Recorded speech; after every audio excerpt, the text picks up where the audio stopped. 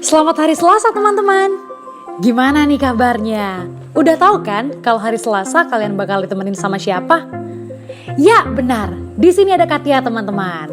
Nah kali ini Katia bakalan bawain cerita dari Betawi loh. Apa coba ceritanya? Nah sebelum Katia kasih tahu ceritanya apa, jangan lupa ya untuk subscribe, like, dan nyalakan notifikasinya agar teman-teman tidak ketinggalan video-video selanjutnya. Kali ini Katia akan bawain cerita yang berjudul Si Pitung. Nah, sudah siap untuk menikmati cerita Si Pitung? Oke, selamat menikmati.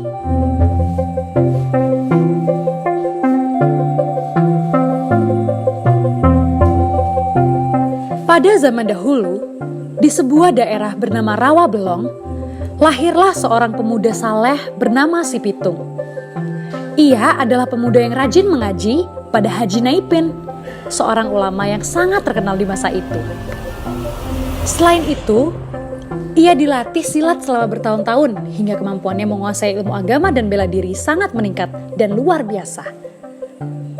Karena bakatnya dalam ilmu bela diri, kemampuan Pitung berada jauh di atas rata-rata para pesilat yang ada di Betawi pada masa itu. Si Pitung hidup di zaman penjajahan Belanda. Si Pitung terketuk hatinya untuk membela rakyat Indonesia. Ia merasa iba menyaksikan penderitaan yang terus-menerus dialami rakyat kecil dan lemah.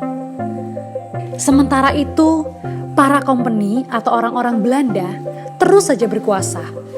Juga sekelompok tauke dan para tuan tanah. Mereka semua adalah para penguasa yang bergelimang harta.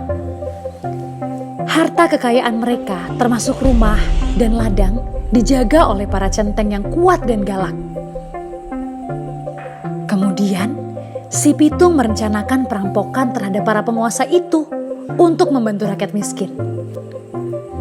Ia dibantu oleh teman-temannya, yaitu si Rais dan si Ji. "Kami siap membantumu, Pitung!" ujar si Rais penuh semangat, yang kemudian diikuti anggukan setuju si Ji. "Baiklah, kalau begitu mari kita susun siasat. Jika kita berhasil merampok, kita akan bagi-bagikan hasilnya pada rakyat-rakyat kecil yang membutuhkan," ucap si Pitung yakin. Lalu ia dan kedua temannya langsung mengatur siasat untuk merampok. Teruslah ia dan teman-temannya merampok para penguasa itu. Setelah mendapatkan hasilnya, si Pitung dan teman-temannya langsung membagikan semuanya kepada rakyat miskin. Di depan rumah keluarga yang miskin dan kelaparan, diletakkannya sepikul beras. Diberikannya juga santunan berupa uang kepada keluarga yang dibelit hutang. Anak yatim pun tak luput dari penglihatannya. Diberikannya bingkisan baju dan juga bermacam-macam hadiah lainnya. Kejadian itu terus berlanjut sampai para kompeni, orang-orang tauke, dan tuan tanah menjadi geram dan ingin menangkapnya.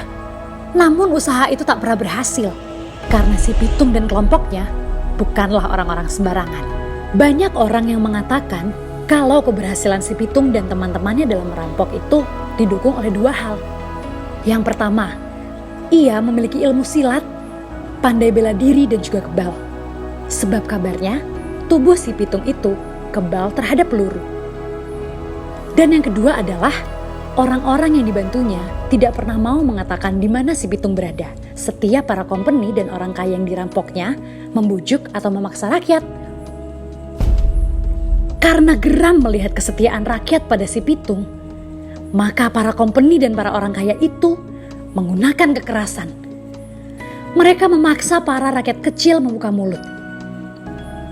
Hingga suatu hari, kompeni, orang-orang tauke, dan para tuan tanah berhasil mendapatkan informasi tentang orang tua si Pitung dan Haji Naipin. Maka kompeni dan para orang-orang kaya menyandra orang tua si Pitung lengkap dengan Haji Naipin. Katakan keberadaan si Pitung, atau kalian semua akan kutembak. Cepat katakan sekarang, teriak para kompeni dan orang-orang kaya pada orang tua si Pitung dan Haji Naipin.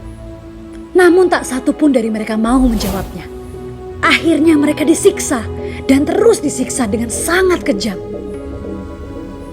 Dengan siksaan yang amat berat, akhirnya para company dan orang-orang kaya itu mendapatkan informasi tentang di mana keberadaan si Pitung dan juga rahasia kekebalan tubuhnya terhadap peluru. Polisi para company itu pun berhasil menyergap persembunyian si Pitung dan teman-temannya. Si Pitung dan teman-temannya tak tinggal diam. Mereka pun melawan sekuat tenaga. Namun, informasi tentang rahasia kekebalan tubuh si Pitung sudah diketahui oleh para polisi company. Mereka langsung melempari si Pitung dengan telur-telur busuk, kemudian menembaknya. Lalu tewaslah si Pitung seketika. Semua rakyat kecil bersedih. Mereka telah kehilangan sesosok pahlawan pembela rakyat kecil. Namun meskipun demikian, si Pitung tetap akan dikenang karena dia adalah pahlawan kebanggaan masyarakat Jakarta. Nah teman-teman, gimana? Seru dan menegangkan kan cerita si Pitung barusan? Pesan moral yang bisa diambil dari cerita si Pitung adalah kita harus membela negara dan rakyat kecil dari kesusahan, namun harus tetap dengan jalan yang baik. Oh iya teman-teman, jika ada ide cerita lainnya, kalian boleh loh komen di kolom komentar. Oke, dari Kak Tia, sekian dulu ya teman-teman. Kak Tia pamit dulu. Sampai ketemu besok Kamis bareng Kak April. Bye teman-teman.